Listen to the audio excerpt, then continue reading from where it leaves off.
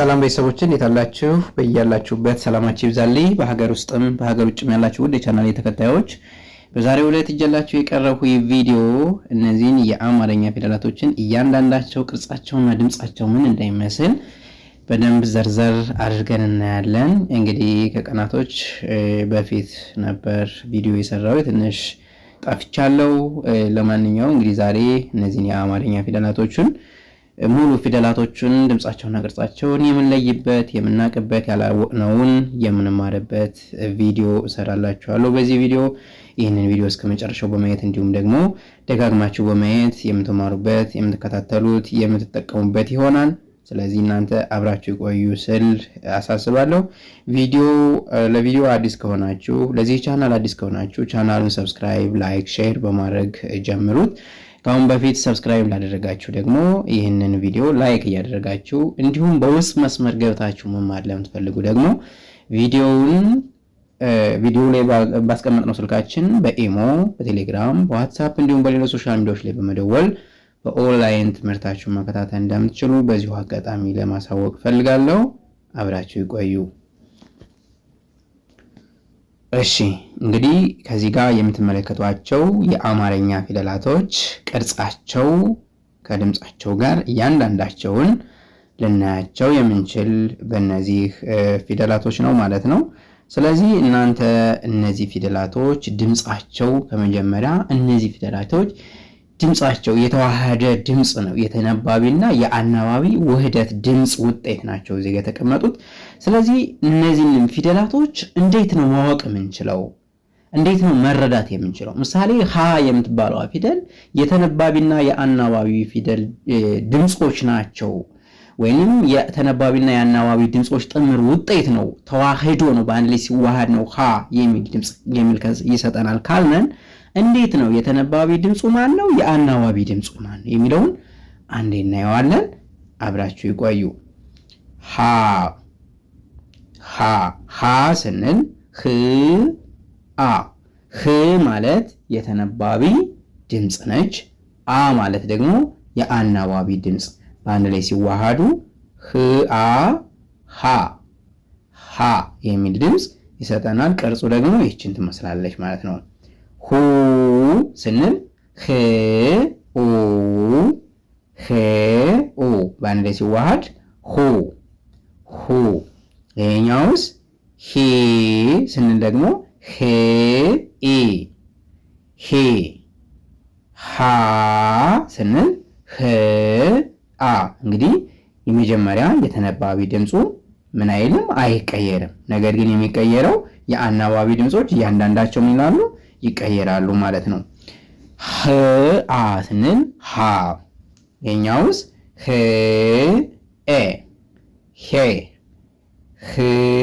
እንላለን። እዚህ ጋር የአናባቢ ድምጽ አንጠቀምም፣ ስድስተኛዋ ላይ ማለት ነው።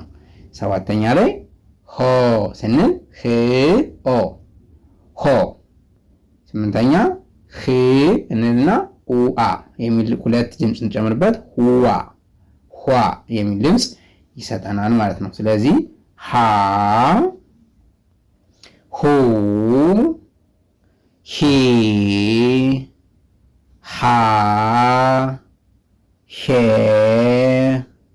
ህ፣ ሆ፣ ኋ። እሺ እንግዲህ እያንዳንዳችን ስንቶቻችን ይህንን ሚስጥር እናውቃለን? አብዛኞቻችን ሀ የምትባል ከሆነች ሀ ነው የምንለው፣ ለ ከሆነች ለ ነው። ነገር ግን ሀ የምትባለዋ ድምፅ እንዲሁም ለ የምትባለዋ ድምፅ የተነባቢና የአናባቢ ጥምር ውጤት እንደሆነች ስንቶቻችን እናውቃለን? ስለዚህ እናንተ ይህንን ካላወቃችሁት ገባ እያላችሁ ቪዲዮ ላይ ባስቀመጥነው ስልካችን መማር ትችላላችሁ ማለት ነው። ለሌላ ለን እንያትና እስኪ ለን ደግሞ እናይና ቀጣይ ዝም ብለን እንዲሁ አይተነው አንብበነው እናልፋለን። እናንተ መማር ከፈለጋችሁ ደግሞ ገብታችሁ በፕራይቬት ክላስ ትምህርታችሁን መከታተል እንዴት እንደሆነ ማወቅ ሚስጥራቶቹን መረዳት ትችላላችሁ። አሁን ለን ልድገምና ላሳያችሁ። ላ ስንል ላ።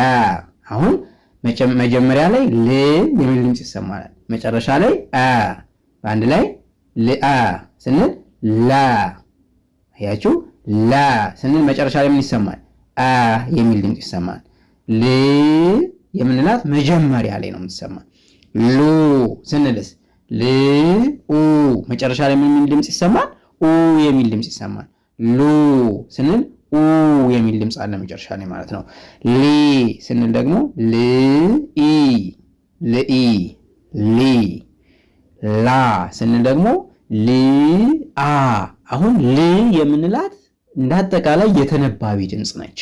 የአናባቢ ድምፆች አ ኡ ኢ አ ኤ ኦ እያሉ ይቀጥላሉ። ስለዚህ እዚህ ጋር ሊ ስንል ል ኢ ሶስተኛ ላይ ኢ የምትል የአናባቢ ድምፅ እንጠቀማለን ማለት ነው።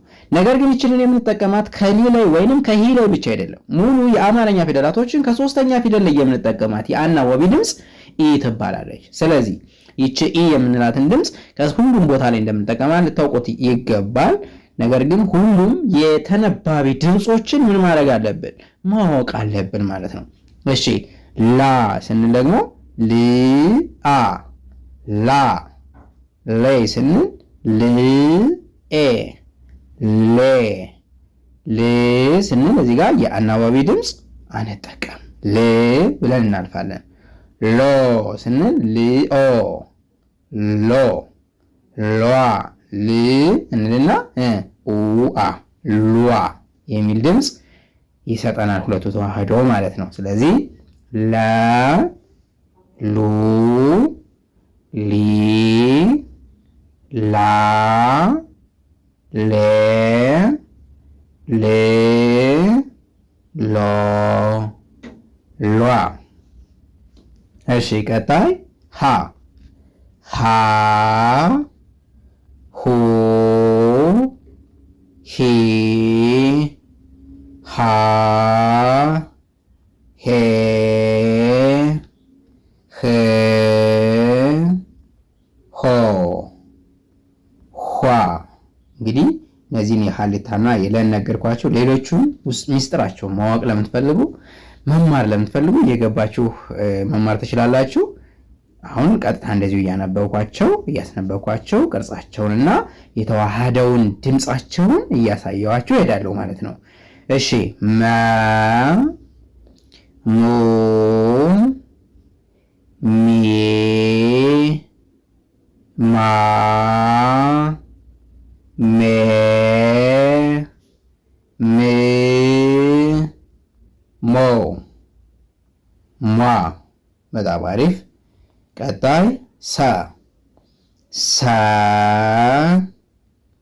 ሱ ሲ ሳ ሴ ስ ሶ ሷ። ቀጣይ ረ ረ ሩ ሪ ራ ሬ ር ሮ ሯ። እሺ ከዚህ ጋርስ ሰ ሱ ሲ ሳ ሴ ስ ሶ ሷ። ቀጣይ ሸ ሸ ሹ ሺ ሻ ሼ ሽ ሾ ሿ። እሺ ቀጣይ ቀ ቀ ቁ ቂ ቃ ቄ ቅ ቆ